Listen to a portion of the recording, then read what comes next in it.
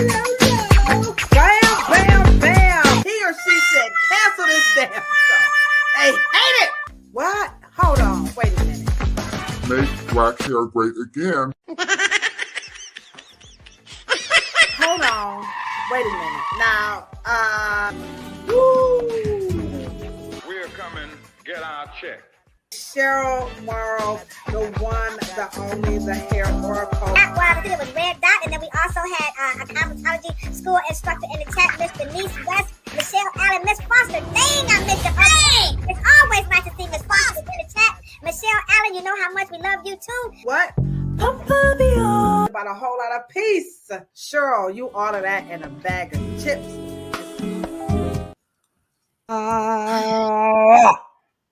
What's happening, blacks? How you guys doing out there? How you guys doing out there? Y'all know who it is, right? It's me, your homegirl Ladosha, right? AKA Key and Lolo. That's right. We are 154 episodes in. Can you believe that? We are 154 episodes in, and tonight it is all about men and the natural hair movement. Okay, let's see. This is gonna be good. And then right over here, y'all know who that. Oh, wrong finger. Okay, hold on, get it together, Kilo. I ain't even been drinking tonight. Y'all know who that is right there, right? That's the one and only Cheryl Morrow, aka V. Not the. Don't get it twisted. Don't get it twisted, sister. Okay. The one and only Cheryl Morrow, aka the Hair Oracle, and she is. I'm in Cleveland, Ohio. And she is in a beautiful, beautiful California. Isn't that right? So what's happened over in sunny San Diego, California? Is it beautiful over there? Is the weather? Yeah, it's sunshine. Is the weather so lovely? Yeah, it's still fabulous, but it's going through its spring. You know what I mean? Now it's lovely here in Cleveland. Let me just tell you, it's official. It's not official. Well, we're gonna make it official because that's just what we do here in Cleveland. You know, when it get warm, we be like DMX. Y'all gonna make me act a fool up in here. So yeah, so we actually have some wonderful sunshine and everything. But I know, guys, the podcast is all about, the dumbest that people say about what we talk about today. Boy, we got some dumb. We got some dumb stuff today. All right, so we're going to be talking about these men in the natural hair movement. But before we do that, Cheryl, are you? I went online. I went on ahead and looked up the situation with this the African American Museum and where's this in DC, and so they are starting to remove some of the items from the African American Museum, and for the love of African American, like what is they doing? Sis, I don't. Is anybody following this? We're just trying to, as they say, make it make some any kind of a sense. I was trying to read the article before I went live, but I was getting so perturbed, and I did see where I was like, well, what are they removing? So far, the first thing that I've read that they're removing a Bible. That I did write down this. Yeah, they're removing the Bible of Reverend Amos Brown, and so he marched in the civil rights movement. And someone else told me that they're going to remove the remember the sit-in that they did at Woolworths, the counter thing. They're supposed to be taking that out. What? I'm just not. I know what you guys are saying. Stop trying to make sense out of nonsense. I'm really not trying to make sense out of it. I guess the overall game plan, like what does he think he's going to accomplish by removing these items? Is he trying to get us to get out there and get shot, or eh, what? Uh, Yeah, right. You can't. Don't try. Don't try. okay. Anybody else Wusan over there? Come on, guys. I can't be the only one that's trying to take a deep breath. Because I think the whole thing is just kind of what they say. It's just asinine. I mean, and I know they say we got to sit this one out, but it's just we got to do something. I just feel like y'all. I'm not feeling this whole sitting it out thing. We got to do something. Sure, what can we sit it out or Yeah, like what is the process of what to take in, take out, what to leave like in? at what point are we going to say? That's what I'm saying. At what point are we going to, as African Americans, do we confront this cat, or do we come up like, okay, here's a good one. How many of you in the chat went to see Sinners this weekend? Cheryl got on the phone with me and said, you're going to go and see Sinners. Okay, so I'm gonna let, thanks for the thumbs up button. Y'all coming through already. We can appreciate that. What's going on, Misha? What's happening? What's going on, Sandra? What's up with the virtual co-host? Oh, Lawana. I hope you eating some Oscar Myers bologna. So I hope that's what's going down. Let me see who we got over here on Instagram. Okay, what's up, IG? We see you over there rocking it out with us. So how many people went to see? Because I think this is going to help me with my answer. Okay. So Kafele, you're going to love this. Was dedicated to you. We're talking about men and the natural hair movement. That's right. What's up? Oh, y'all tell you, they ready. They stay ready for it.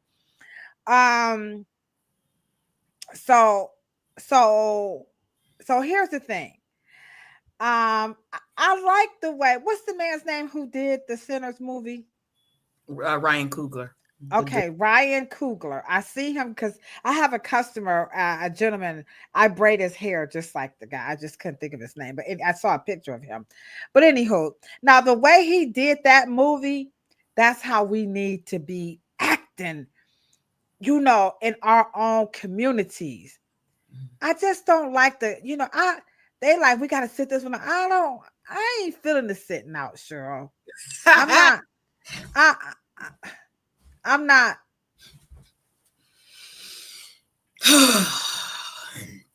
I mean, right now,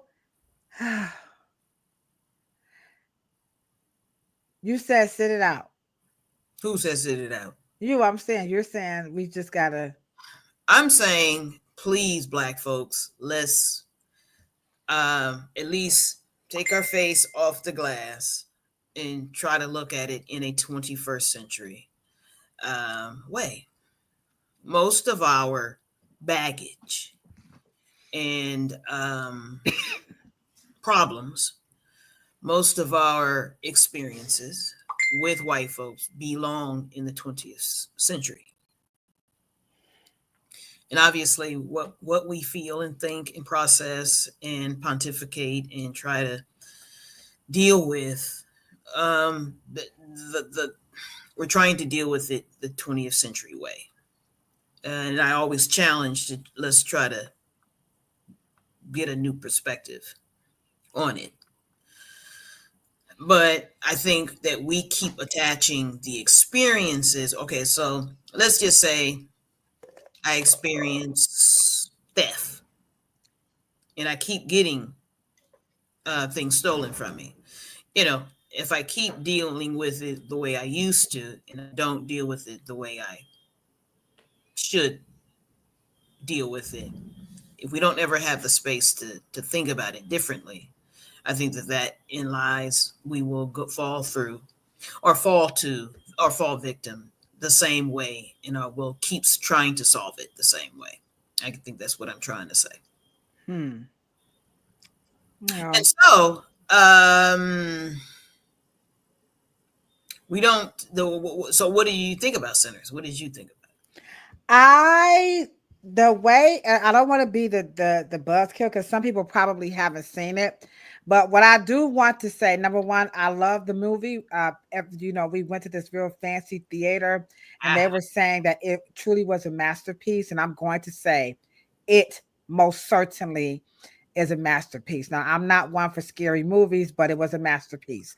I'm Um, not into horror films either. yeah, I'm not a horror. No, I don't do exorcists and what's that, Cenobites and all that other crazy stuff. I ain't got time for all that. But anywho, so it was definitely a masterpiece. So what he did in that movie, when I went to see Color Purple, see, that's what I was talking about. I Mhm. did not like, I mean, I understand the realities of what happened, but I remember one time, if you don't know who Anthony T. Browder is, you ain't black. Get on off this channel, okay? So go ahead on and check Homeboy out. He's a scholar. He does.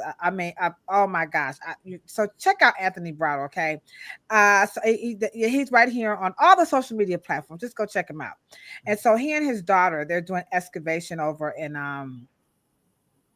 Egypt. And so somebody was, I forgot what the topic was about, but Mhm. he was saying that if you were to take all of the world history or Africa's history Mhm. and you just had it in a book, like Mhm. slavery would be like a couple of pages. Basically. Mhm. And see, and I think that's what the FUD problem is with black folk. And I Well, know when you and I talk is that we don't know how to talk about slavery, which mhm. we don't. No. And I think that in this movie, when I tell you, he laid the Yeah. FUCK out, Right. he did that thing. He Right. did that thing. Right. When we say the word slavery, we think that it's about picking cotton, and it's also wrought with, of course, brutality. Right. Yep. Yep. Yeah. But that's is it. But no, slavery is a lifestyle for white Americans. It's a lifestyle. It's a belief system. It's a philosophy. It's Jim Crow. It's the plantation. Privilege. Mm-hmm. It's about the fiber of how America got started. It's not just about unpaid labor and work and brutality. It's not that would be the 2 pages. If we would broaden our perspective on that time period, we would see how 2025 is akin to 1932, because the film is set in the era, which means that's my father's. So therefore, if I'm second generation, then that means that I'm still experiencing it, Mm-hmm. because that's our parents' generation. That is only one generation from you. That's your parents. 1932. That's the age of my father would have been. He was born in 1938. So my Mm-hmm. point is, do you think that just because that movie was set in 1932 that everything stopped in 1932? No, it was No. No. No. No. No. 62, 72, 82, 92, and 2002, 2012, and 2024, and you know what I mean?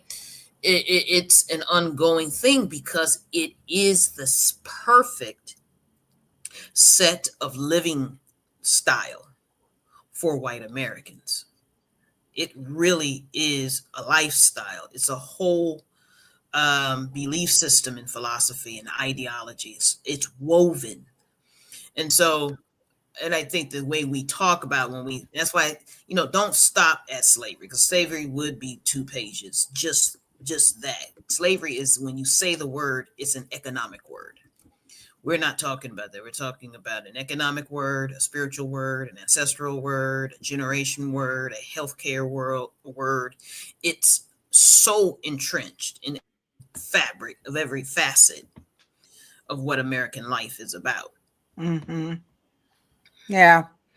Well, so on that note, that's what I liked about the movie. But I feel like for me, it serves as an inspiration. It's also, believe it or not, it's kind of like the undertone of my hair salon. In addition, Like, the salon is a hair, and I know this is not unique to the Reverend Design team, because I see we got some hairstylists in the chat.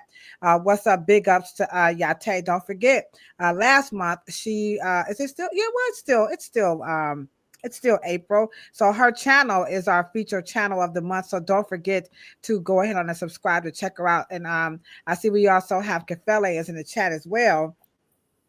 And I'm sure that, using your business to do more than just hair, I think all businesses have a flip side. And so the way that he did that movie is the way that I run my business. And I think that's the way that we should approach this idiot in the office. It's kind of like your mother used to say, I could show you better than I could tell you. I do agree that we don't need to be trying to spar with him, because he just ain't worth it. He gonna get hurt real quick, and it'll just turn into something really nasty, which we ain't trying to do that. But I do think that we need to seize the moments wherever we have it to make the connection and show the broader, context and contributions of Africans in the world over. And so we need to stop being shy and stop downplaying it, but also stop hyping it up in the wrong places, and not, changing the narratives like we do in the natural hair movement, which is why this topic is so important, because this is a space where we really, we mess it up, y'all. We just mess it up. Go ahead, Cheryl. I'm sorry. No. It's really ironic that in the music scene, when they introduce the blues player, how Ryan was able to go into music culture, but then you had all of the subcultures. And one of the things that we don't do in music culture, jazz artists don't look at blues artists and say, you're not really an artist. And blues artists don't look at R&B. And R&B, and then hip hop looks at R&B and say, you're not authentic. Only in hair care do we say one has to be over the other. In all of the other subgenres, because if you think about it, Black beauty is a genre, right? And Right.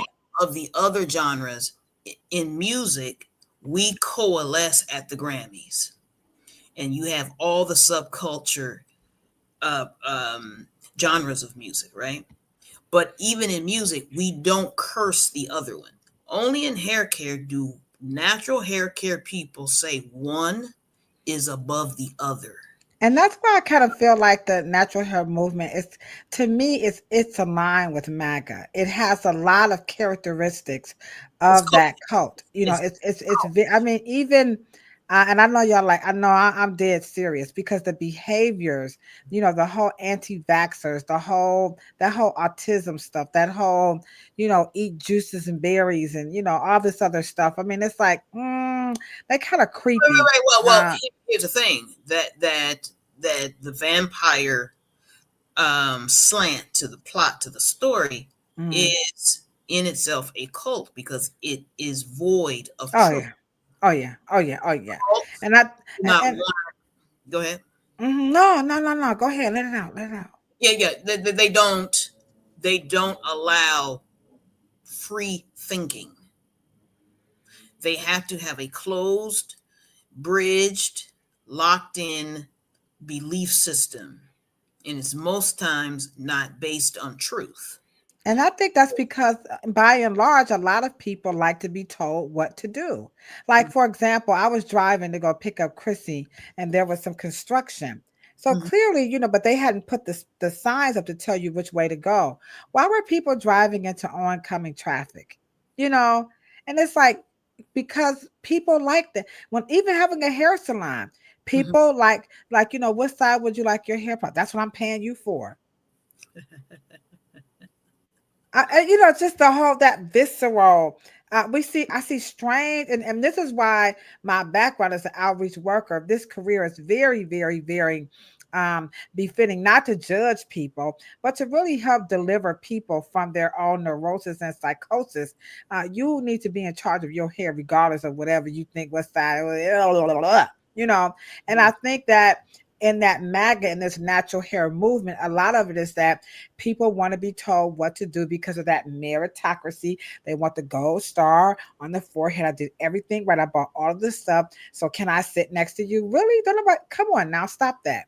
And I think the main reason for that is because people don't want to be triggered or disturbed. And they don't want to be held responsible. Because Right. if something goes wrong with my hair, then I can excuse myself, right? And I'm speaking from personal experience. I'm not talking about nobody but Kilolo. I was that bitch. Okay. I was that stupid. I was her. For real, for real. And Right. so I didn't want to do the things because I wanted to escape it. So if something went wrong, I didn't want to commit and get in charge of it so that I could blame somebody else. And then I could always say, well, my mama, she didn't, and my daddy, he didn't, you know. And I think that natural hair movement, they're very defiant, that they're the epitome of oppositional defiant disorder. And today, as we work through this topic, I think you guys will conclude, especially if you work in the mental health. And again, these are just realities of just what comes out in behavioral lived, you know, observations. You know, we're not again judging, but it needs to be addressed. And I have a video that, like, again, Cheryl never knows what I got behind up my little sleeve here, but this video actually, the first one is going to fit the very topic that we're talking about. And again, if you are new to this channel, this is the Afro Hair Science YouTube channel. We have two podcasts. Today is on every Monday. We're talking about the dumbest shit that people say about Black hair. We're here on Facebook. We're on Instagram. Of course, we're on YouTube. And then we are also on LinkedIn. And so our goal here is to really address these dumb things that people have bought into. Nothing, and I have said it over and over and over again from a mental health perspective, you could have never told me that Black women and Black people, whatever, people of color, people with texture, I didn't think anybody would fall for this crap, but they did. Just like what we're seeing with number 45. You just can't believe that people really think this guy is doing a good job of taking babies and all this crazy stuff, and, you know, shipping folks off and not following the law and raping. You know, a man who said, I'm going to grab you by the coochie becomes the president. People taking coconut oil and all these. Although, but the fascinating thing for me is that here we go again. You know, it's a cult, because what applies to one does not apply to the all.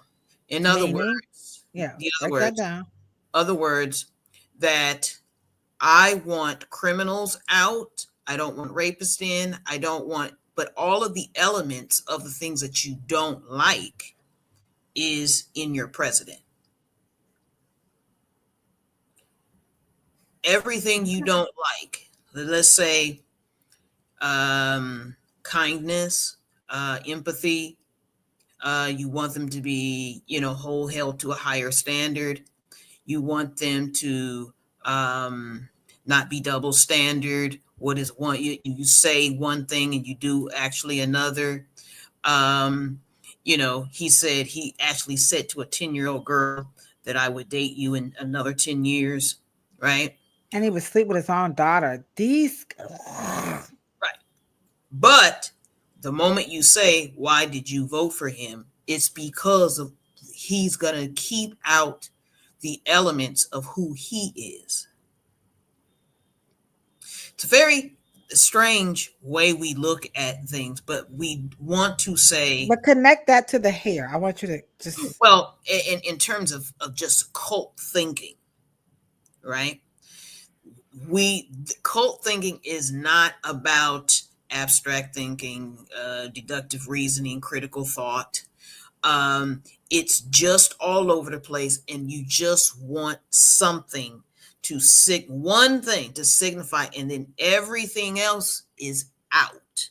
Reasoning, critical thought, any type of think tanking, science, fact. Yeah, because the mean, emotional grip that the natural hair movement has on Black women's psyche is like it's unbelievable that we reached a point where women were wanting to escape from their hair in the strangest way. And so let's play the clip. We're going to hop into it. And this one is about Black men in the natural hair movement, in particular, Larry. Okay, go which ahead. I think was an excellent topic. And I absolutely think that men could help us reprocess this Yeah. whole thing if men would textured expert men, if you guys, and kind of leave some of the sensationalism behind, but to help us really get in and think this out, because there's a lot in men's hair care that is that could actually help us out here. Okay. All right. So we're going to get started. And so we welcome, of course, this is the true discourse. So we welcome all the comments and questions. And Yes, this is very opinionated. You know what they say about opinions, right? They are like cell phones, baby. Everybody has one, including everybody right here on the Afro Hair Science YouTube channel platform. So if you're watching this post live, please share your comments and your thoughts in the chat as we are as we are 154 episodes in. And again, we're talking about Black men and the natural hair movement. What have they contributed to this whole conversation? And let's see if we can extrapolate. Are they doing a good job? Are they bringing something different? So here we're going to start off with, I guess, how it all got started with this natural hair movement thing, the confusion of where we're at today. Aisha basically said, can we please stop arguing about natural hair? YouTube University was strong with that messaging. Do what works for you. They were like, no, natural hair is not trial and error. No, it's not about doing what works for you. It's about a proven system, a roadmap, if you will. The dumbest shit people say about Black hair. Yeah. And that in itself. Yeah. Now, in the beginning, before you had this term called influencers, YouTube was it was kind of like just a community of shared experiences and like minds where people were just, hey, this is what I'm doing, and nobody kind of owned a certain lane. Companies were not looking for people to, rep. There was no such thing as paying people on Fiverr to sell your product or whatever. There was no such thing. It was just people that was just, hey, that's what I'm doing. That's what you're doing. Because before we used to type and what was that? Yahoo. Remember the dial-up? They had a little disc and everything. Some of y'all might be too young, but anywho. And then comes this new term called, at first it was blogging or vlogging, and then you got into these actual influencers and channels and things of that nature, where people were really just trying to claim a lane and make a name for themselves. And this began the cult like behavior, because that attention, and that's one of those, again, in those behavior terms, the natural hair movement is full of attention seeking behaviors, like a cult. And so we start to see some of this stuff unfold. And so what you're looking at, her name is Jen, Jenn Jackson. She's right here on YouTube, a very cool YouTube channel. I don't follow her, but I do now. And so she and some other influencers had been kind of like shut down, and they were, what's that when you block people? They were blocking each other and their accounts were getting flat. And this is why we're kind of leery of putting people's stuff up, because they can get your page shut down. And so they've been shutting each other's pages down, as Dr. Naeem Akbar would say, with conflict over costumes. And so so what's happening is people are starting to pull the old material. People who say, this woman actually saved all of these videos where she believed these people. They said there was a methodology, that it was something that you needed to follow. And so at the end of the day, it's like the president, now he's doing all these tears, and they're like, wait, that's not how the business world should go. So they are now holding these people accountable. And so the people are now doing what Gina Curl is doing to other people. They're getting people's pages shut down. And so this is becoming very, very, very like cannibalistic, like they're eating each other up. Yeah. And so let's start, let's start the conversation right there with the role. When you talk about natural hair, we talk about these influencers because they are the ones who have been the game changers. So when it comes to men, within the natural hair movement, now they are a part of this. You do see them. There are too many for me to even begin to name. So, but men definitely play a role. So let's start off this conversation about Black men in the natural hair movement. What the role of the men as influencers that is giving out the information? Is this a pro, a con? What's your take on their role as influencers with information? Especially now, the public is coming back saying, no, lock specialist, King Lock, or, lock guru, you told me, natural hair man with the plan to do this, and look at my hair now. So is it they should have known differently? Or so let's start right there, and we're going to work our way through these videos and talk about men. Now this one is, we're not interviewing men, this is our critique and what we see. So brothers, this is your chance to come on if y'all want. I will drop the link in the chat. If a brother wants to come through and give us, speak his piece, you are more than, and sisters too, I'll just go ahead and drop the link in the chat. So Cheryl, start off with that one, and we're going to work our way down with the role of men as influencers in this thing called natural, because we're 25 years in, and men, when did they come in, so on and so forth. Mm-hmm. I think men's expectations are different. I think that men, because of their lack of focus, not that they are not worried about looking good, but you have to remember something, because natural hair care is a product-based movement. Okay. And because there's lack of, and men usually, and see, it's a psychological thing. Men don't shop on aisles and where women shop.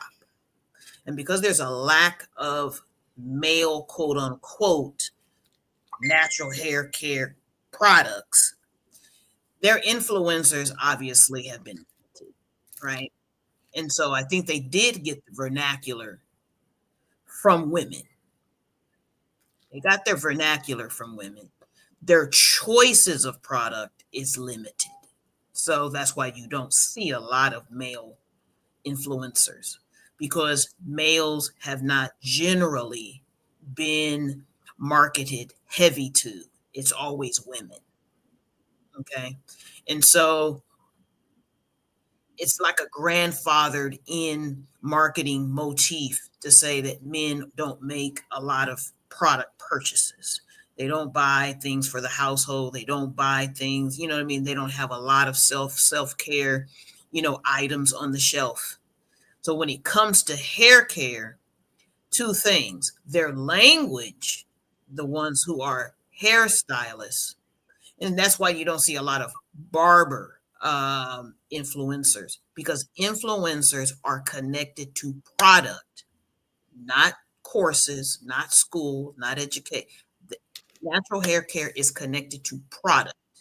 And because there's a limited amount of gender-based products for men's hair, that's why you don't see a lot of them. And so a lot of the propaganda of what the video was showing, you're not going to get a lot of men. So would you say, in your opinion, now let you guys again, please drop your comments in the chat. Is there, now I did ask this question on a little reel that I made. So do you think there's a difference between a male hairstylist, Mm-hmm. a male barber, Mm-hmm. and a male natural hair expert? Yeah, I tell you, I really want to hear what you have to say. Tando, Kafele as well. So do you think there's a difference between those three professions? So I'll repeat this again, and you guys let me know, just yes or no, and you can say somewhat different, a little different, if you want to. Is there a difference between a male barber, a male hairstylist or a cosmetologist, Mm-hmm. and a male natural hairstylist. Do you think there's a difference in those three? Because as I was doing some, just grabbing some reels. Now, one thing you got to keep in mind that remember, Cheryl has taught us that all of this stuff is algorithm fed. So take some of this stuff with a grain of salt because I'm only able to extrapolate, what the computer, the algorithms is generating from what people put in. So this was not as authentic as we could have it, but it's what I had to pull from. So Cheryl, what's your take on those three professions? Do you think there's some differences or and again, brothers, if you're watching this, come on now, and maybe we could reach out to some men and get them on because next month is in May is mental health, and we can grab some more brothers in and see if they want to chime in and talk with us about men and the natural hair because clearly we're not men. So anyway. I think that there's a difference between all three of them. Okay. One being because they participate in the industry differently. They don't participate. You don't have the lure. The black male cosmetologist is supposed to somehow be seen more as an expert than even women cosmetologists. I think that there is a gender bias in the cosmetology one. There's not a gender bias in the natural world. Now, women rule all three of them, not saying that. But I think that because barbers tend to have gender-based clientele more often, I think black male barbers are going to most likely 9, 8, maybe 7 times out of 10, they're going to have male. Okay. Okay. Yeah. Okay, all right. So now would you say now again, come on now, y'all, don't be scared. Just yes or no. Come on now, get involved. I see you guys over here. What's up to the fam over on Instagram? What's up, E. Jones, K Hands, Robin Hood, the best damn stylist on the planet Earth. How you doing out there? And Happy Tots Academy. What's going on to our lovely people over on Instagram? And so I see you, LB. It's like, what a brother that I put it out there. This is a tough topic, okay? And so now that you've kind of said that there is somewhat of a difference, would you say there's a rank? Now you kind of slided past it. Is there a rank of who could know more to assist people with this natural hair? Would it be the male natural stylist? Would it be the male cosmetologist? Or would it be the male barber who could really answer or help solve some of the challenges that people are having with this thing called natural, men in particular with natural hair? Well, that's a whole nother question. I believe that all three can, but male cosmetologists has really aided in most of the confusion, I believe. Oh, she went there. I believe there's a lot of Bobo. Right. I think there's a lot of more ego. Because of course cosmetology does take a first, it's king and queen, because of course it's first of all it's marketing wise or commercially, secularly wise, it is the oldest in terms of an industry. And so the male platform artist is the top, right? He is. The man platform artist is kicking our double cricket letters. Won't deny it. Won't deny it. So but the women do they draw this out a little bit more and make it a little bit more messy? Because the men kind of are like, well, you have to remember, men have participated in it longer than women. Men are industrially in it longer I know it doesn't seem like that, but men have participated in grooming because they, in being field hands. Go back to the implantation, and it's and of course, then once and then the barber and the cosmetologist has a great unspoken. We won't get into it, but it's sexualized, and it's a lot of sexism in it. So And barbering. barbering, between barbering and cosmetology. Gay men are in cosmetology and real men are in barbering. Ooh, messy boots. Okay, let's move to something that we moving on a little bit close to these videos now. We got one more. Now I know a lot of you are saying, "Well, what proof do you have of this whole messiness?" So now we're talking about. Now I could not find this type of exchange, if you will, with men. So I'm not just saying women are behind it, but so far women are at the helm of some of this messiness that's happening in the natural hair movement that men are now, a part of. So I'm not trying to make this a sexy situation. I tried to find some men who had something to say, but so far there was within the same platform. That's Miss Jen Jackson. Please follow her here on YouTube. I will drop the link to this video in the chat after the live, okay?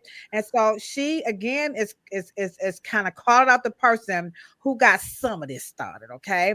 So here's what the woman who got some of this started, what she had to say. So listen up, Kefele. Everybody listen up real good.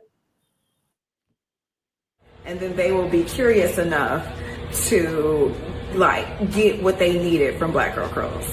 Or they would be curious enough to sign up for our email list or join Season Curls or buy Wash Your Damn Hair or buy the Black Girl Curl Styling and Product course so they can find out for themselves, did this indeed cause all this type of damage, and will it do it to me?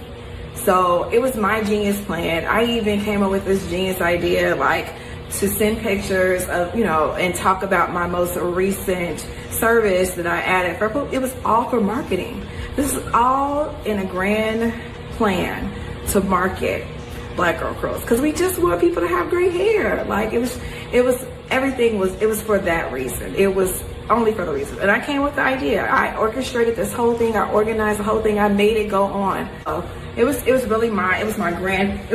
my plan. Come on now, dog.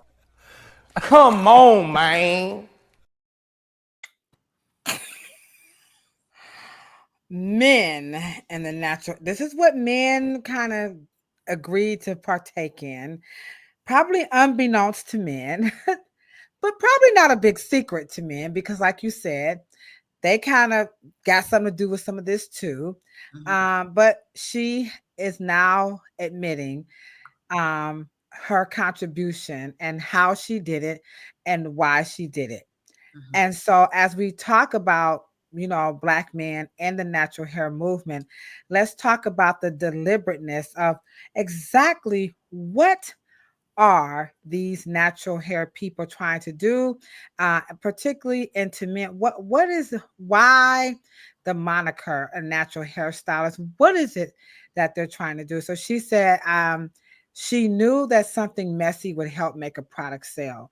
So are Black men trying to sell something as much as Black women, or are Black, in your opinion, now again, this is just us, talking about the brothers, you know what I'm saying? Or do you think men are like, we ain't really trying to do all that. We really trying to help the sisters out. So I see you, Kefele. If you want to hop in on it, you can hit that chat. Anybody, if you guys want it, this one is an open forum, unlike the one on Thursday where we have actual people. If you want to come in and talk about it, you don't have to show your face. We love to hear from you. And so, Cheryl, would men be that? Well, first, let me say it let me get out my chest, as the Beastie Boys would say. She's crafty. What do you think male natural hairstylists would be just that crafty to concoct something so that's not sinister, but that's very mean, But she was trying. I don't see it that way. Okay. I don't see it that way. For one, you have to remember how always think it go back to, as Dr. Amos Wilson says, or Dr. Attorney Alton Maddox, you have to look at the origin of something. Okay, because anything that we're doing and have done 25 years ago, even back in 1992, the natural hair care world was product first. We didn't go natural with our hair first, guys. We went natural with the product first. Remember when Jane Carter was on here? We went natural with the product first. So we made chemicals bad first. 1995, 1996, 97, 98, 99, boom. We didn't do it with the hair first. Okay? We did it with the product first. Even men. Now, one thing that I want you guys to understand. Black men never had a hair journey. Men do not talk about hair journeys. Okay, so they don't have journeys. Okay. Black men coming into the natural hair care industry was already natural. Black men don't have hair journeys. Okay, they don't have natural hair stories. Okay, that's number one. All right. Now, anybody want to disagree? Don't forget, drop it in the chat, man. Do y'all have natural hair journeys and so on and so forth? Let us know. Okay. Number two, Black men did not ever have a big chop. Okay. I forgot about that one. Okay. They don't have big chops. They don't have no dumbass hair journey. But now they working on women. We're not talking about black men. Okay, let me shut up. Okay. Talking about mentality. Okay. We're talking about their philosophy. We got a question. They said define hair journey. Go ahead. When Black women talk about hair journey, now she just got through telling you you were already susceptible to the bullshit because you was already programmed that you was gonna come from somewhere to get to another somewhere.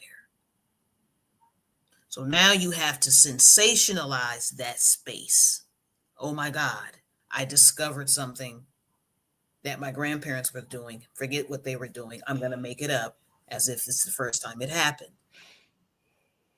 It's going to be new language, new vernacular, new glossary, bullshit. Shit ain't even true. Shit, just start just throwing everything new in there. Okay? Mm-hmm.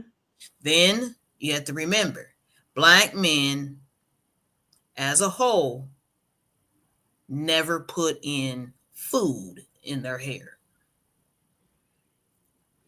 Black men did not start that. Okay.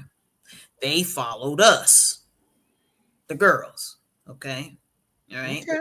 And so when you're void of a hair journey, okay, now you have to remember, Black men were already, let's just say barber.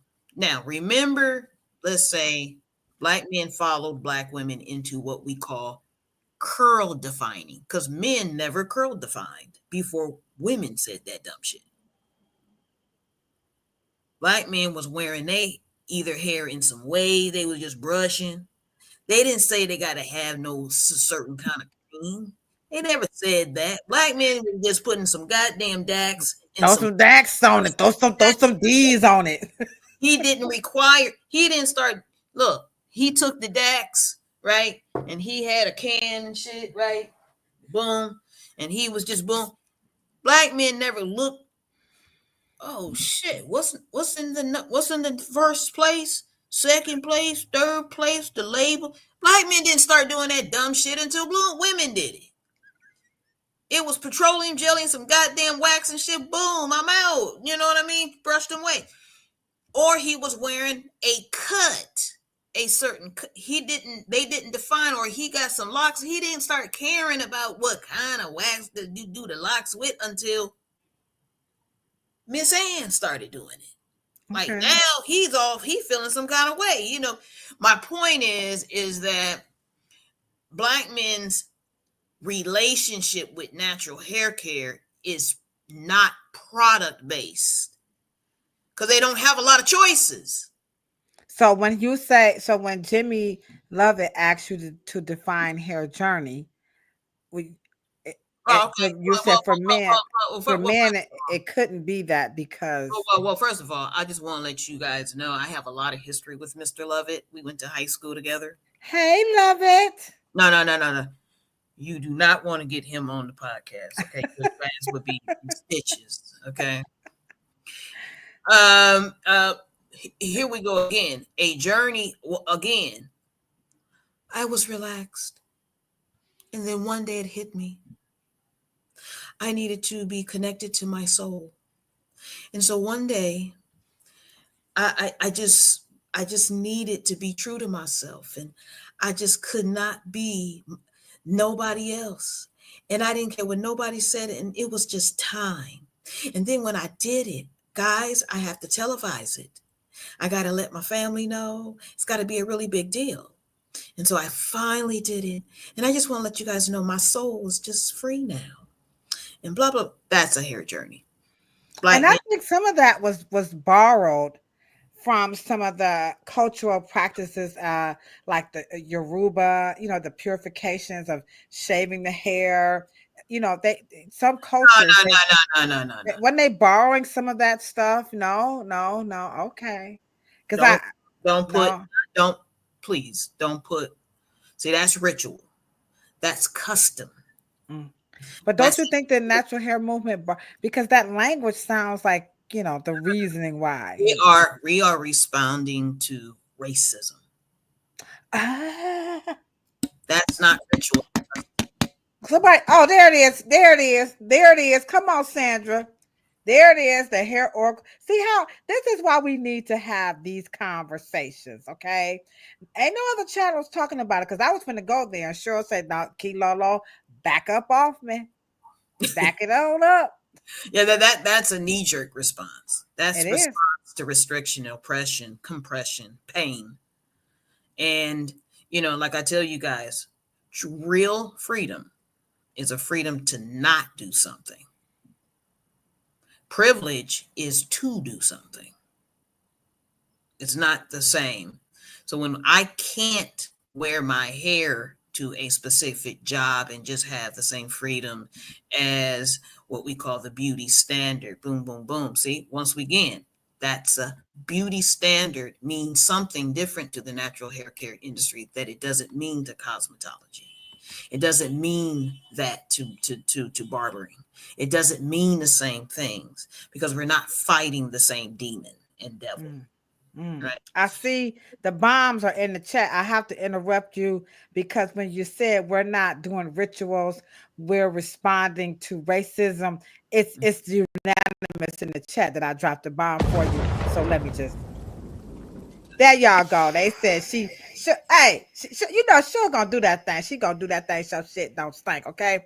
So all right. So let's get to, okay. All right. So now let's see what some of the men have to say. Now, I did Google some male hair influencers in the natural hair thing. And so we can look at some of them. You may be familiar with some of them you may not, but they do have a very large presence here on the natural hair movement. So I just picked, again, I tried to, you know, when you Google this, I just use TikTok. Okay. I should say that too. So here, these were the most popular ones that came up on TikTok when I've typed in men and the natural hair movement. So let's start off with, remember, Cheryl said the natural hair movement was an anti-chemical movement.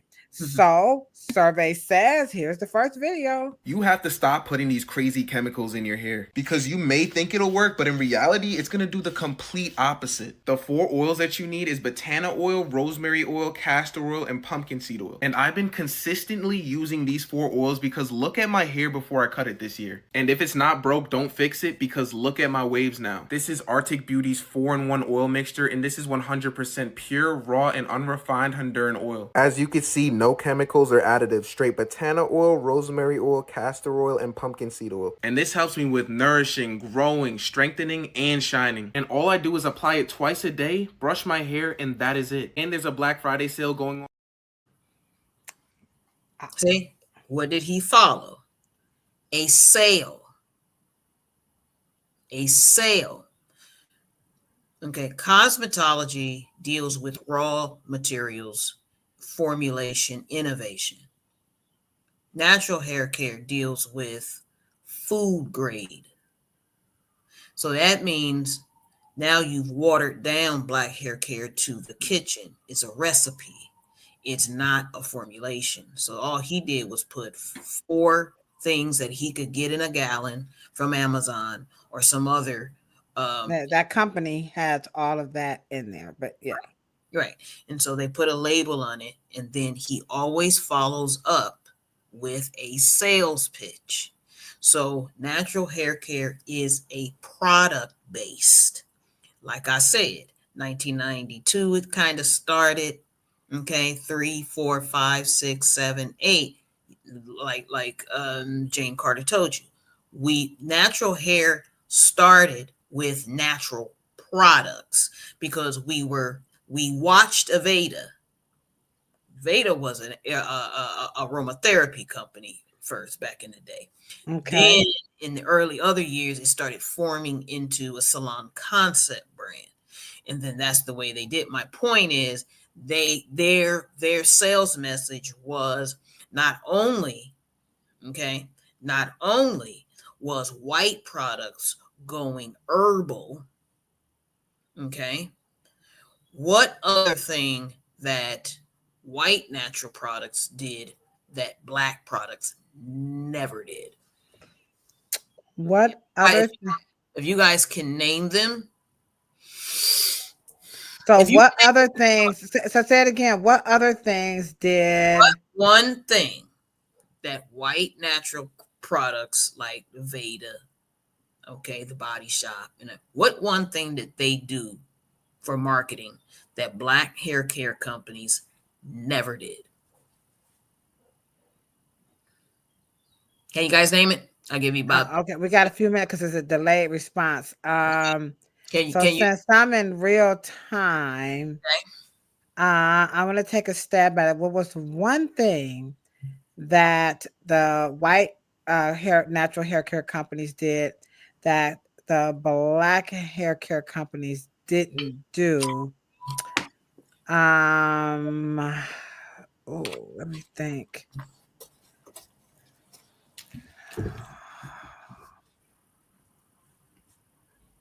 I'm gonna say they didn't make it a race thing. I think they were very good. Absolutely. Absolutely. They were adamant and maintained. They made it an ethnic thing, but they didn't make it a race thing. Right. Yeah. So okay, so that's what I was saying. Okay. All right. Okay. Good guess. Right. I mean, okay. Good. I'm out here. I'm thinking. Okay. All right. Let's see. That black companies never did. Black people don't give their money to other black people. So when you buy it, they ain't giving no proceeds to no black folks. And that's white folks will give their money to the village where it came from. They'll give it to this group and that group and this group and this group. Now, even though you can't really check it, but you notice in this era, it was a support of natural farms. It was a support of natural village of where the leaves and the herbs came from, right? And that was the Body Shop. That was their whole damn, stick. You know what I mean? Mm-hmm. But for us, we were driving that we were going to defeat the chemical world.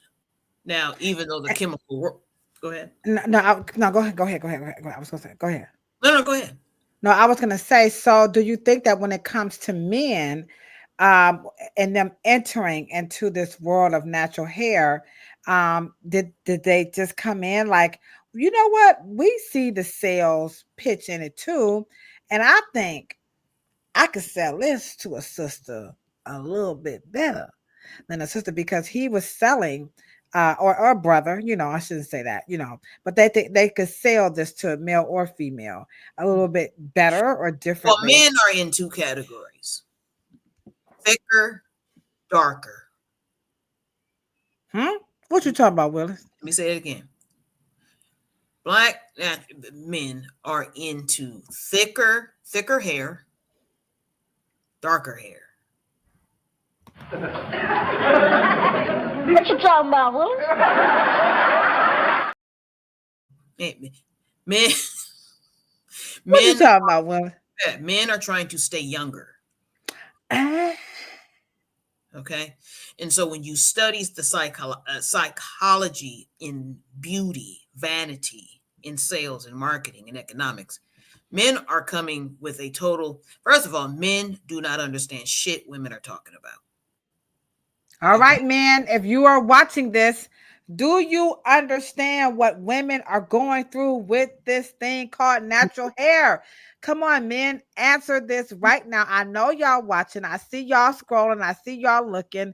Do you guys understand what we going through when we wake up? Because you hear men say, I have sisters. I had, so I woke up in a house full of women. But do y'all really feel They what swear to themselves when they get old enough to enter into the consumer markets, they're going to keep it simple, stupid. Men do not get into all of the because and it's a biological thing too, because they don't understand it. They need to keep things simple. The more difficult you make a sale for men, they will not buy your stuff. All right, well, let me show one more clip, and then we're going to have you guys hit that thumbs up button because I can see Sandra right now. So y'all better hit that thumbs up button because the chat is looking pretty good. So let me just show this video. And this one is a little bit longer here. And this is men on natural hair growth. So it's a little over a minute, but we're going to watch it, and then we're going to hit that thumbs up button. And sure, we're going to take it away as we're going into a little bit more about, do men really understand this thing called natural hair and what people are going through? All right. So again, if you want to join the chat, don't forget you can hit the link and I will let you in. Okay. So check this one out. If you're wondering why your hair is not growing or is not growing as fast as it was previously, I'm gonna show y'all top 3 main reasons or habits that is kind of stunting your hair growth. And I'm gonna show y'all some solutions, some remedies that you could do so you could experience that hair growth again as time goes on. So first off, if you haven't been trimming your hair as you grow out your hair throughout the months and years, you probably had damage and split ends. So split ends naturally form in our hair, which is when 2 sections of our hair split into 2 sections. And if we don't cut them off early as our hair grows, these split ends will rise up to the shafts of our hair, the roots of our hair. They could cause some severe damage. So yeah, the best way, if you haven't been trimming your hair and you've grew out your hair for a long time, suggest going to a salon so you could get your split ends, your damaged ends trimmed off. The second main reason or habit, you're not really moisturizing your hair properly. The quick solution, yourself a deep conditioner, which is basically the holy grail for your hair. After washing your hair, you deep condition your hair. You rake the deep conditioner through your hair by combing your hair, and you put a shower cap over your hair for around 20 to 30 minutes. Then you rinse it out and your hair will be extremely soft and moisturized. And you just do this every time after you wash your hair, and over time your hair will be extremely moisturized and healthy.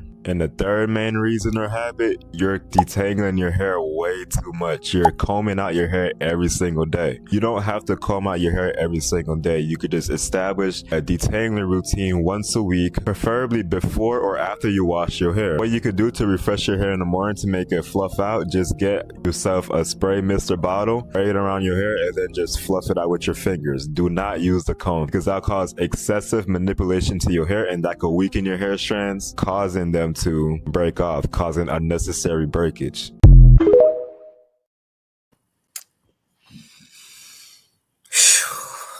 Now, before we get into it, because now this is the question. See, sure don't be knowing how this just be flowing, because she said that men don't understand. But I think that brother was trying to show some empathy in how detail oriented he was. See, I'm telling y'all, we do not make this up. This is an authentic pure and unadulterated podcast. And if you guys really, really, really like this content, then our virtual co-host, Miss Sandra E, is begging you, which I am too, but which, by the way, we are about 9 people away from 3,000 followers, which means a lot. This is an authentic build here, okay? So Cheryl, show them what they need to do right now to help change the narrative about Black men and the natural hair movement. Here we go, guys. Pump me on, pump me on.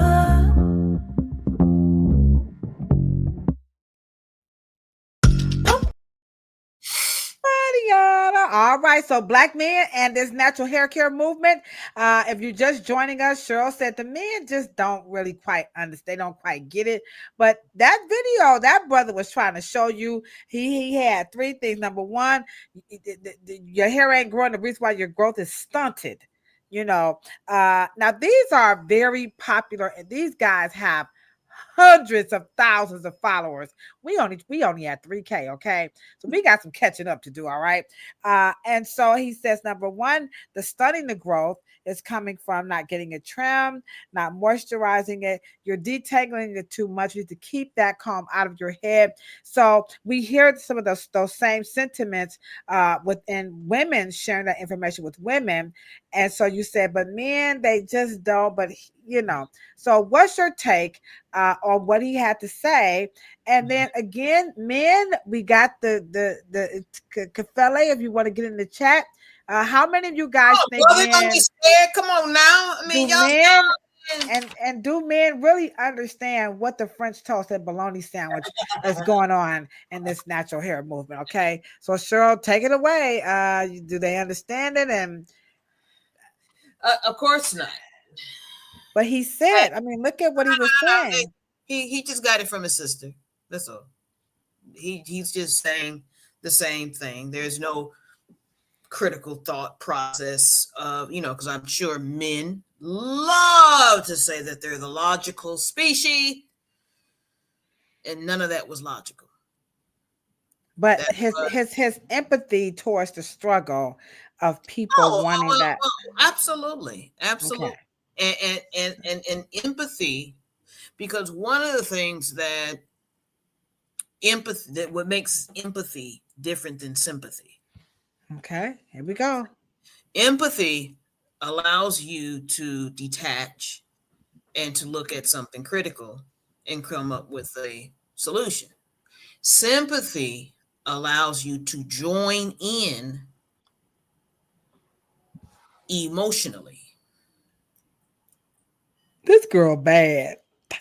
Okay, join in and to recreate the same heartfelt message to gain either attention, followers, subscribers.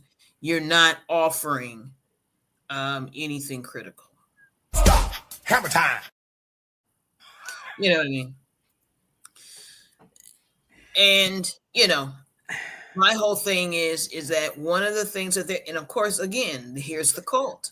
The cult is obsessed with length and Black hair care. Length and attention, on the platforms, it's also attention. I might be digressing, or I might be, grasping for straws. Let me just say this, because at the end of the day, just go to show you that Black people are, and this is, and I'm not criticizing it.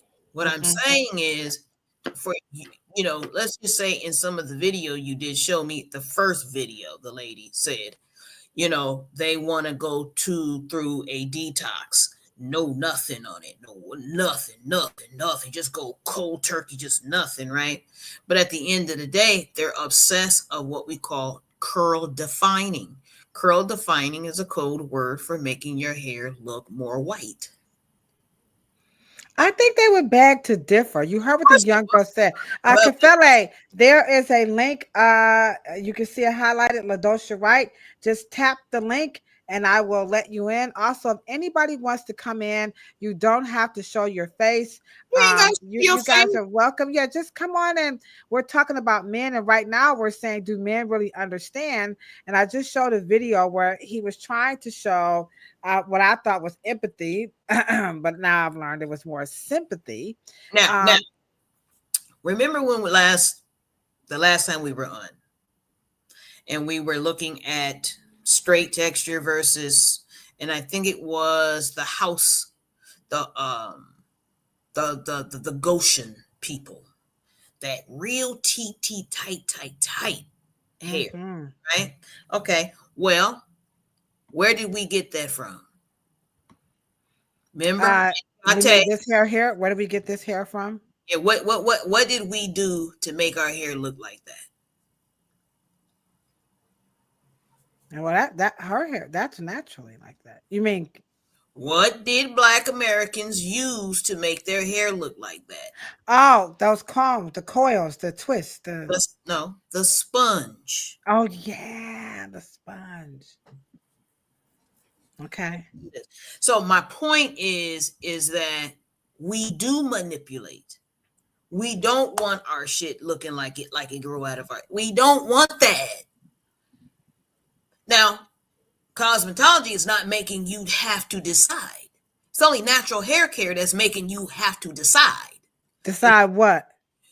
It should be this way, and we want you to, just be yourself, and as it comes out of your skull. But even if it grows out of their skull, they're still styling, trying to make it look a certain way. That is not natural to the texture. Now we about to bring Kafele in, y'all. He is actually doing it right now. So this brother, he bold. He's also a dear friend of ours, and we thank him so much. So Kafele, I'm getting ready to bring you in, and we want to hear your feedback on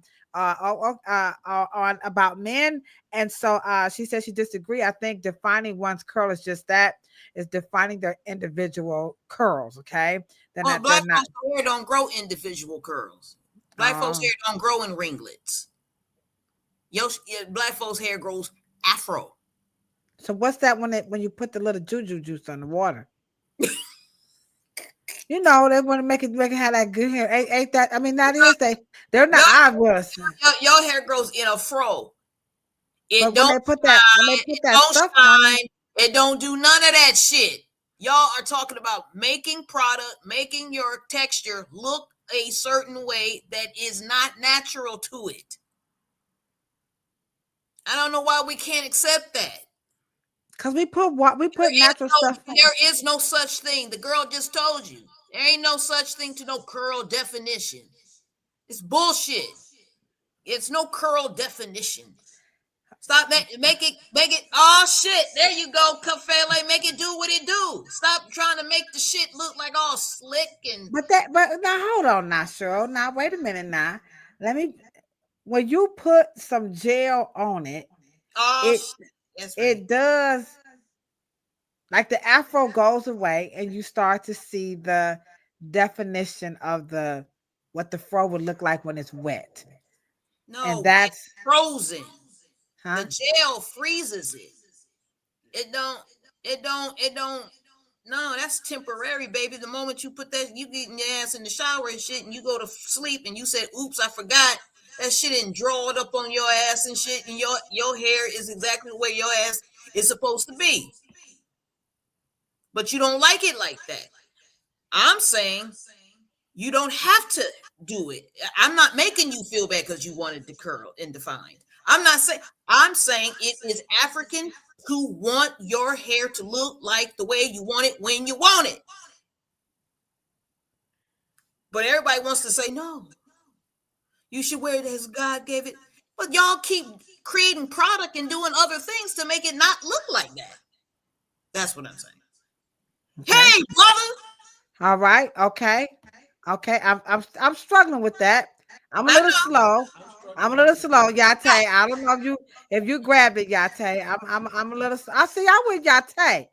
See, it does show the definition of the individual curl. That ain't natural. What she said. No. What is that? That's styling. It's called culture. It's called a cultural act. Of But using for this. some reason, you guys want only one act, and then say it's natural. Go ahead, brother. Speak up. I think the you guys is the thing that's upsetting me the most. The king of lock. Yeah, you got to get to the camera. Speak up. But Dr. Cheryl.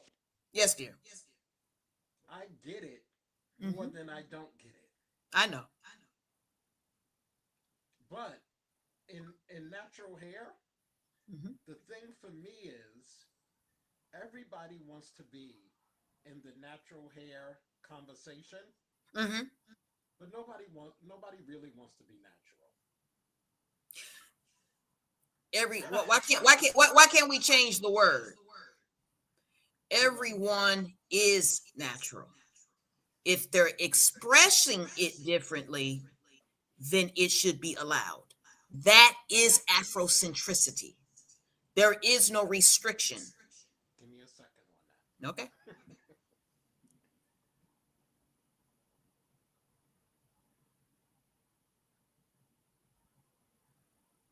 Okay. It's a yes for me. I got it.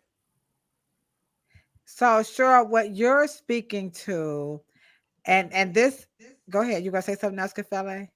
When I say everybody desires to be in the natural hair conversation, but nobody really desires to be natural.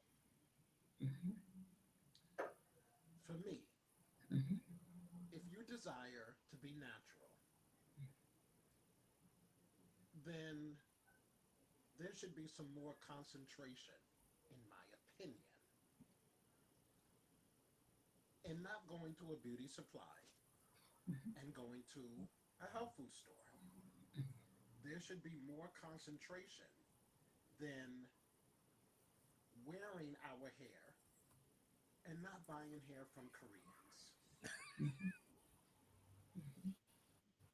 You know? And so let me ask you a question. yes.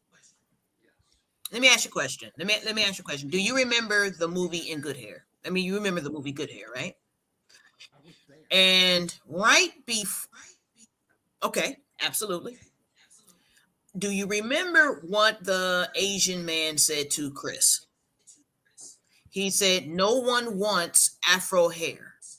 Remember he said that? And it's almost like black people literally said, "What is you talking about?" And then the styles changed, and then we started getting Afro puffs and no, Afro seriously. wigs. Yeah. And we did want it because those individuals who wanted that style did purchase that texture. Now, what you are saying is economics. It's not culture in terms of style culture. You're saying it would be more ideal economically if our beauty choices would be connected to black economics and manufacturers. Is that what you're saying? And more connected to health. Connected to health. Now, but my I think we live in a generation where other cultures, we're buying hair, and other cultures are buying real estate. Okay. And let me just say this to you, and I know that is because that's an economic conversation, and I understand. I get it. You want us to be more of the producers, and you want that money to be aggregated into black wealth and stuff and things of that nature. Am I clear about that? 50%. Mm-hmm.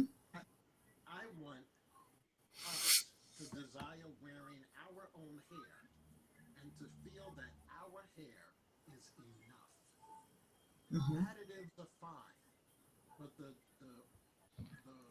level, the measure of where our own hair versus additives and extensions is crazy. Well, let me ask you a question. Do you do realize that that is historical? Yes, This is not a new thing. This has happened for tens of thousands of years. You do realize that, right?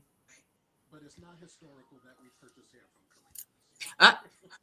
But for the sake of the conversation, because you just kitchen sinked us, because that's one thing, and let's just let us know that that is historical.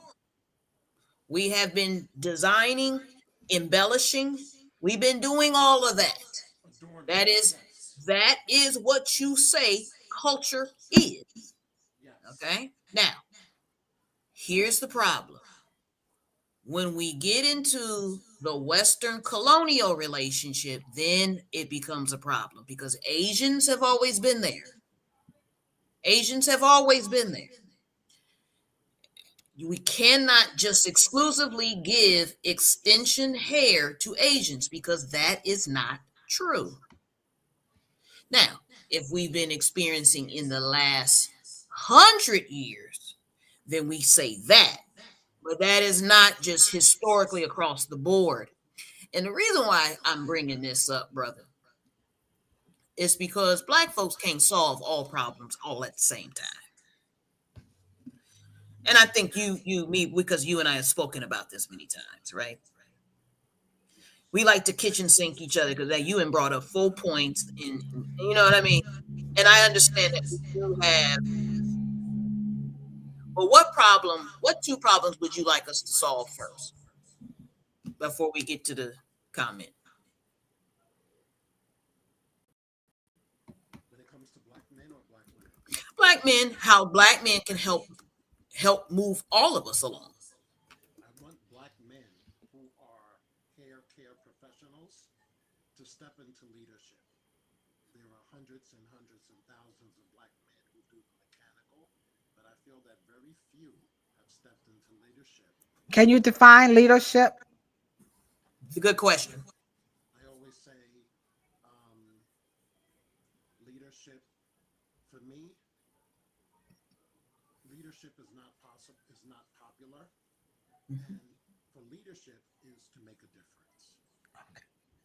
Is to fearlessly make a difference in spaces that are unpopular.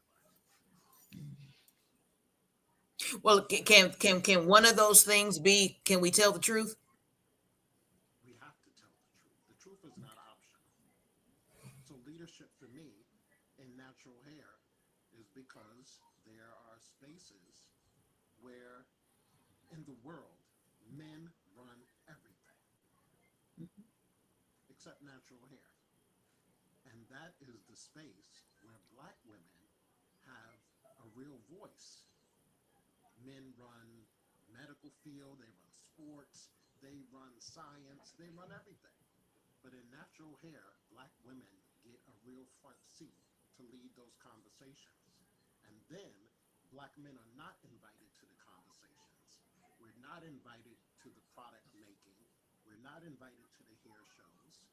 And for me, if there's no black men in the conversation, then there's no balance.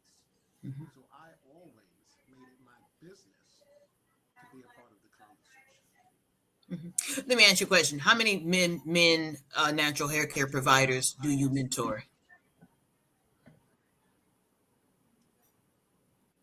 As compared to women? It's more men. It's more men. Okay. 90, and so when you were talking about those ratios earlier, 90% of my clientele is black men. Okay. But whether they receive the coaching, I knew it. I knew you was going there. Of course. yes, people receive the mentoring as coaching, but there's a fear of people And why do you think men are afraid to step into the leadership role? I mean, we're getting real juicy now. I can only speak for myself. Okay. I know that as a black man who consistently tells our people to love the hair that God gave them, I've seen black men in positions of leadership who were assassinated. Malcolm X, Martin Luther King. Whenever there is someone who steps up and tells us to love each other, it's not always safe. I'm gonna put a monkey wrench in it, because of course one of the things that we all three of us and everyone listening said, that the first step to leadership, we have to tell the truth. We have sexism and misogyny in hair care. And one of the lack of things that it is been, hair and beauty has been seen as emasculating. Let's just tell the truth. Okay. Okay. Well, and once we can tell the truth, however, I believe that black hair care and cosmetology does not have that issue. And maybe because the over emasculated, and I'm saying masculated, I didn't say emasculated. And I think that natural hair is one of the demographics or genres of beauty that can allow men to be masculine and not have Which area? natural hair. Oh, absolutely. Yeah. And because, but here we go again. And let's just say about locks, because locks was generally seen as a male hairstyle. Okay. It started there. I know the masculine men in terms of music, fashion, it is a masculine hairstyle. And so one of the things, I'm sorry. I don't like that. He said he doesn't like that. You don't like what? That you're saying that locks is a masculine hairstyle. It started that way because black men did not desire black women to wear dreadlocks because it was seen as masculine. That is historical. It's the truth. And we're going to tell the truth. We got to tell the truth so we can know where to go. We cannot go any place if we're going to sit up here and tiptoe and not mention and stay away from it and don't mention it. That's what it is. Every person of dreadlock history was seen as a man, and it was seen as sexy and not sexy for women. I agree. Okay. What you were talking about today. It's of today. A woman's locks have to be neat, and a man's does not. I mean, that's just it. The more messy and the more ragamuffin, the more less something is appearing to be neat, because women's hair have to be neat. That's in all demographics of economics, jobs, labor field, nursing, everywhere. Her hair has to be neat. But when it comes to males, that may not have to be the case. There's less pressure for him to be neat and professional. That's the way it is, especially for that genre of hairstyle. When you study hair and beauty as it's connected to economics and politics. Remember the guy who Pittsburgh Steelers? He was Samoan. He was allowed to have his shit all over the damn place. Black women or women of color could not get away with that, because it's meant men are to be masculine, wild, and strong. And so when we talk about hair in our culture, for us moving forward in the 21st century, We have to get all of those skull and bones out of the closet so we can know where to go. My opinion. And so, as we began to wind down this 154th episode on Black men and the natural hair movement, we're definitely seeing how men have entered into this profession following the lead of women and being a little bit more sympathetic versus empathetic. And from the King of Black, he is saying, in addition to changing that paradigm, by doing what Cheryl is saying. Let's be very factual, but that men could assume a more leadership role in the natural hair movement because it is needed because it's about balance. Is that correct?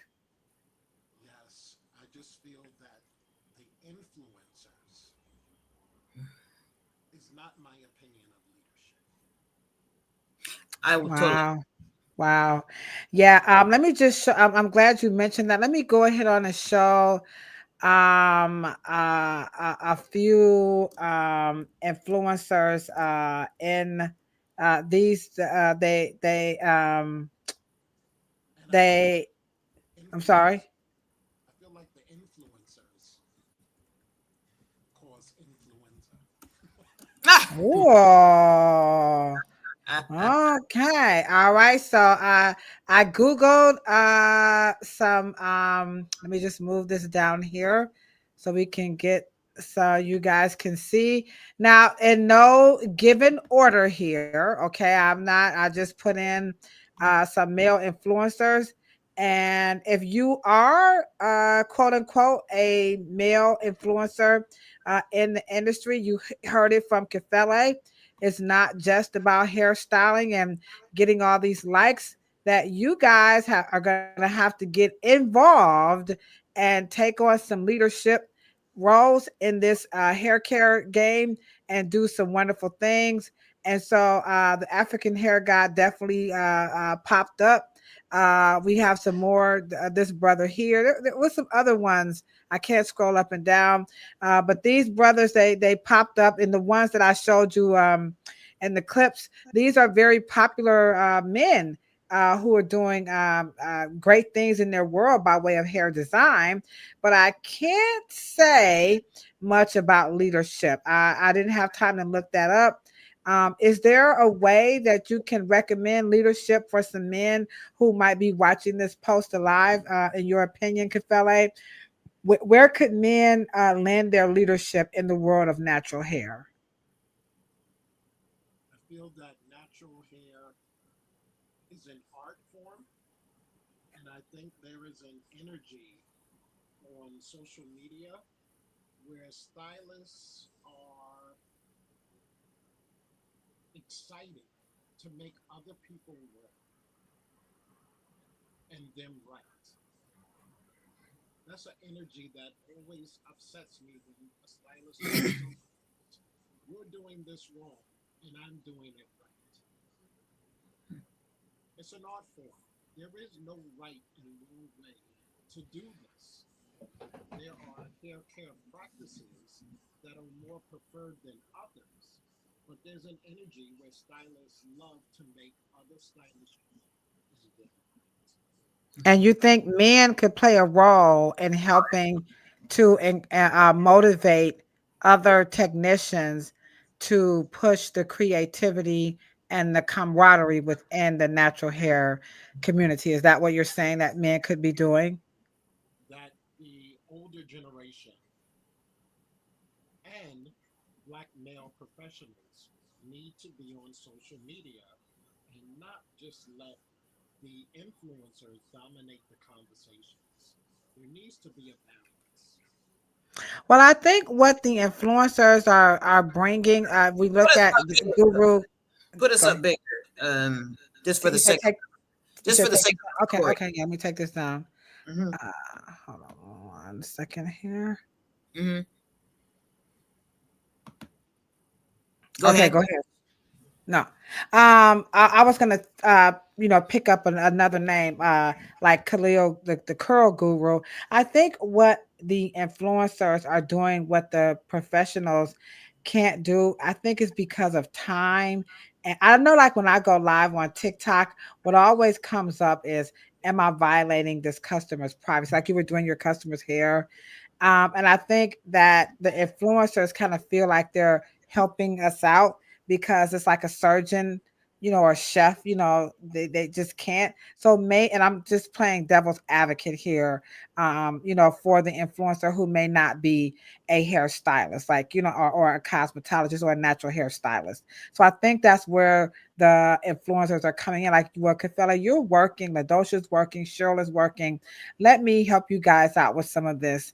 And so maybe that's what I'm not, now there are no male influencers on here. So if a male influencer wants to be on the panel, please, by all means, reach out to us at afrohairscience@gmail.com. We would love to have you on. But that's kind of what I see them doing, is being very sensational. Some of the information is it's definitely exaggerated, but I think the professional could be saying, look, Kafela, I ain't got the time, Kilolo and Cheryl and y'all, I got better. I can't do that leadership thing.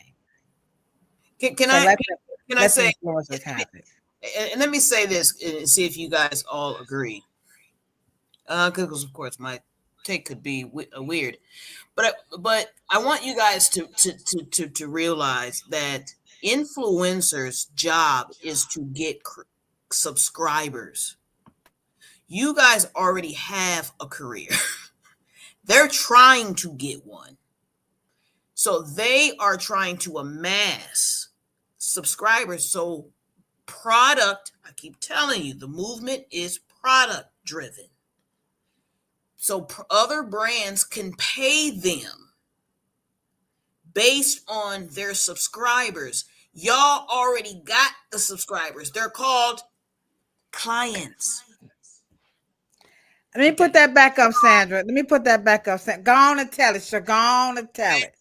You guys have to remember, they're not getting the brand's customers.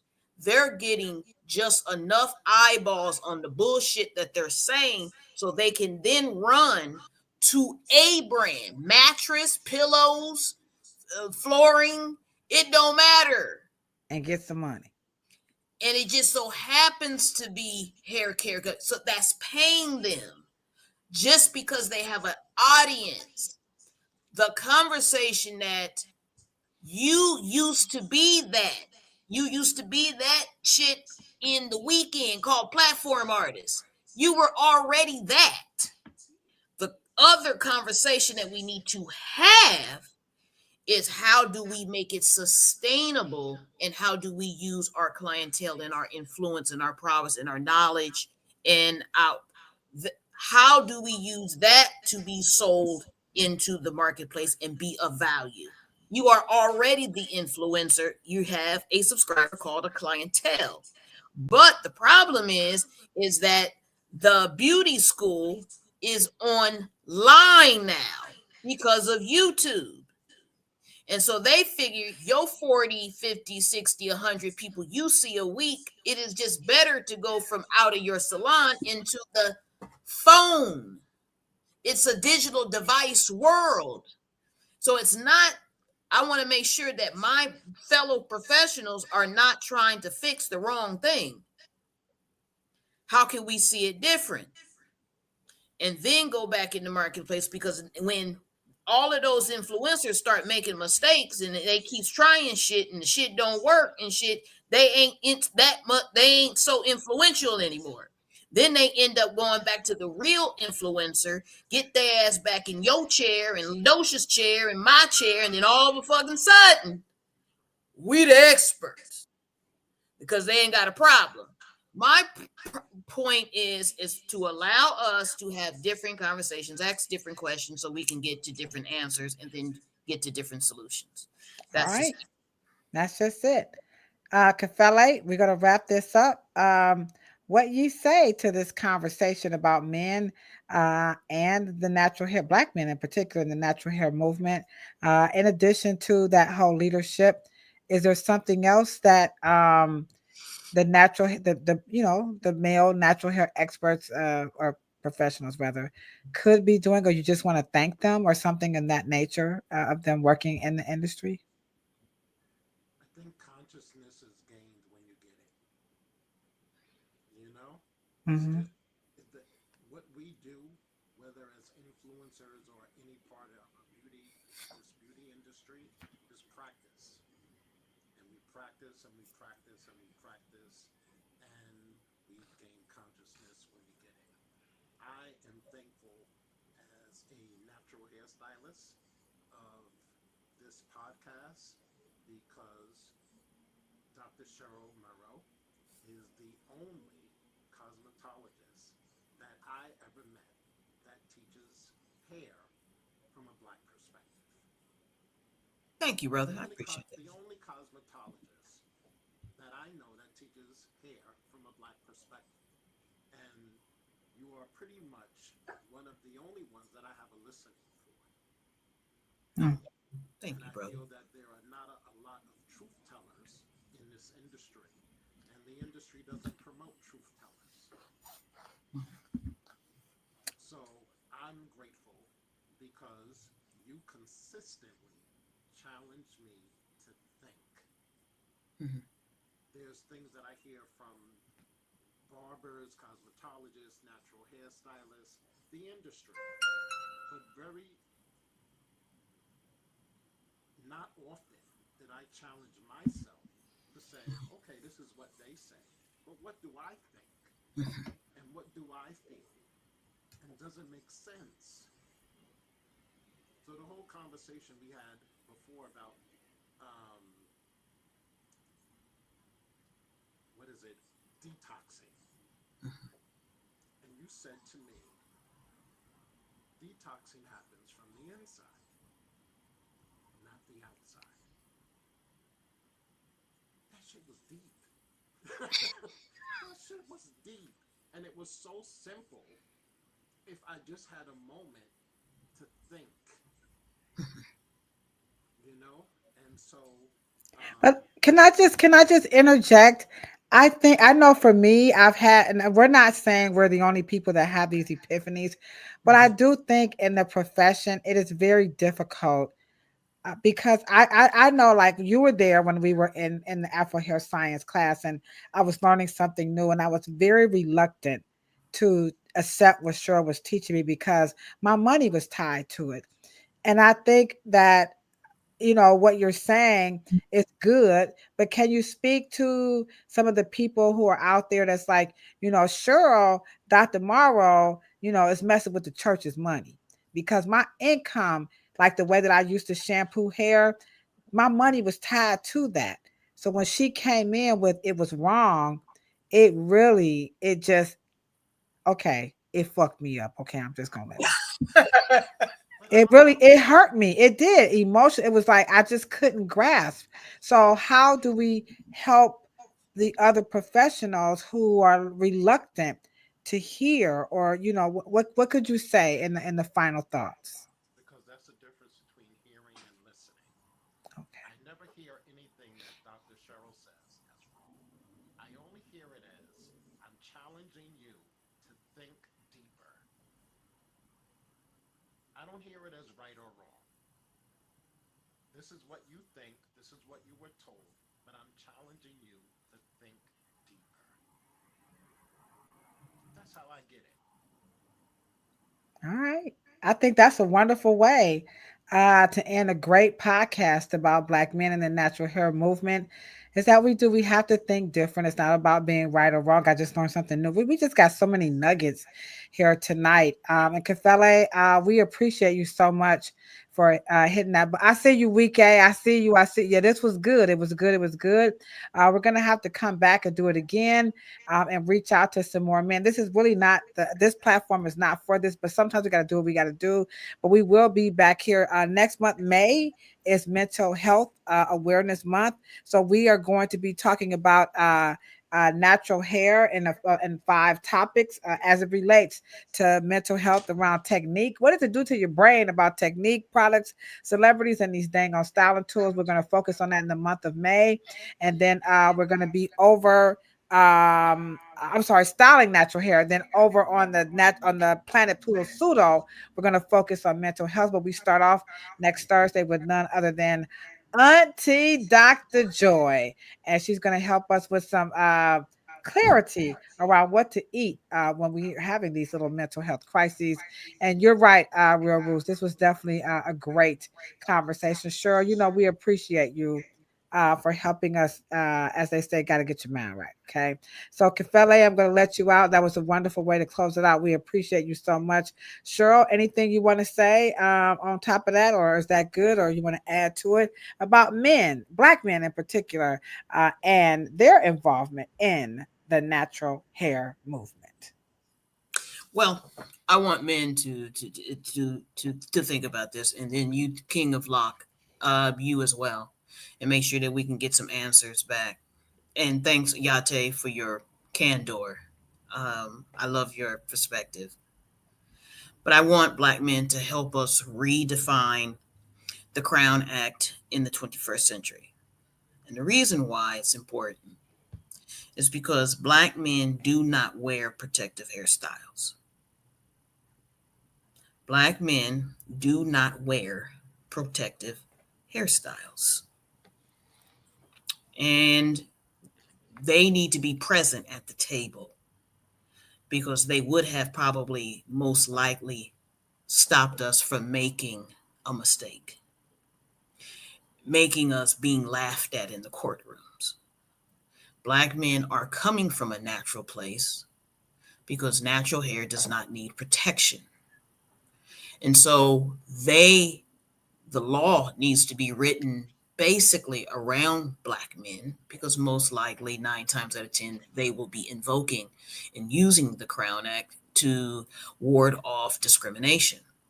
And so therefore, they have to be closely in the legislative conversations, the communities, the planning, the strategic, the tactics, and things of that nature, because Black men, what is kicking our ass in these employment issues and learning institution issues is length. It's a gender issue. Mm. The white America still believes that you should look like a white boy Ivy League coming from, New England someplace. That's why we get the khakis and the plaid ties, and everyone starts wearing a certain kind of hush puppy or Oxford. That's that look. Boys to men, ABC, BBC. That's that look, right? Yeah. And so when they wear locks, and because you have to remember, white America is always having an anthropologic relationship with us. And so in his memory, locks mean kill the oppressor. And so that is anthropologic in his brain. Okay. In our brain, it says culture. And so we have to make sure that and I think Black men can just help move us along in the 21st century with the Crown Act and hair discrimination, style, ethnic, cultural discrimination, because it's not hair discrimination, but or Afrophobia. Right.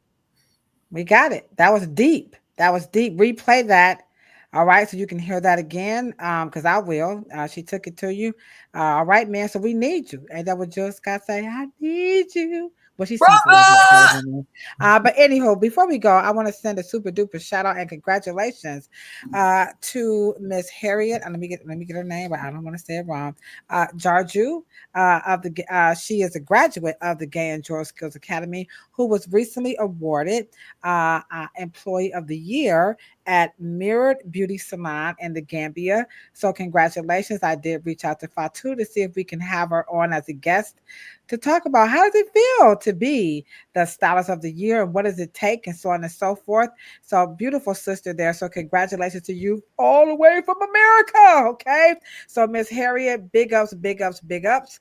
And then last but not least, I would also like to thank the Pseudo Killers for this beautiful flower arrangements. As you guys know, my brother, transformed. Thank you, Cheryl, for that wonderful new language. Transformed a couple of weeks ago, and they sent me these beautiful flowers here, and I just wanted to thank them. And blue was my brother's favorite color, and so in the wind chime. So thank you, Pseudo Killers. They actually came up.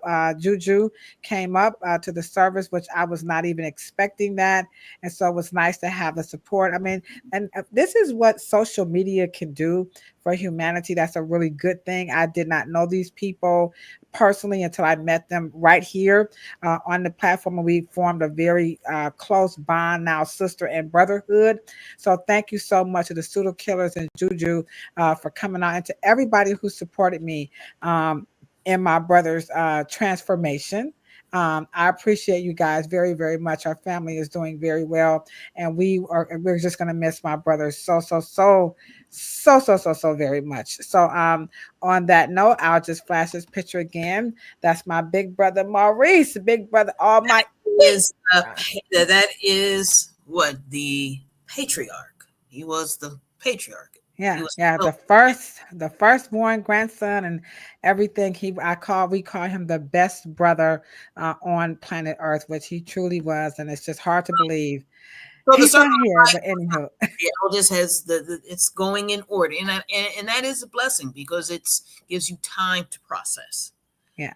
And now the torch was handed to Shan. It's on Shan now. Shan is the man. He is the man.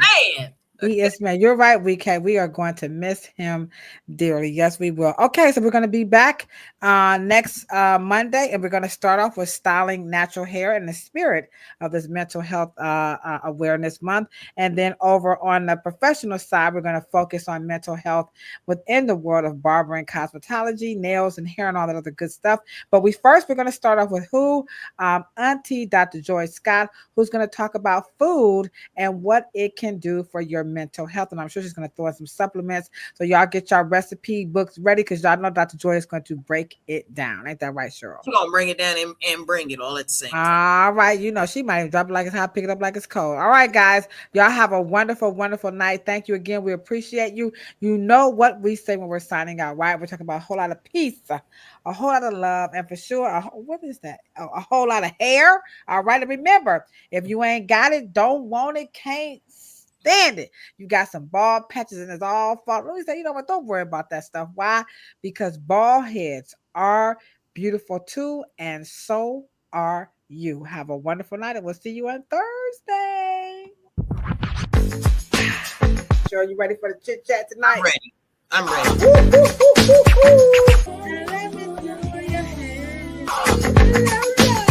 Bam, bam, bam. He or she said, cancel this damn show.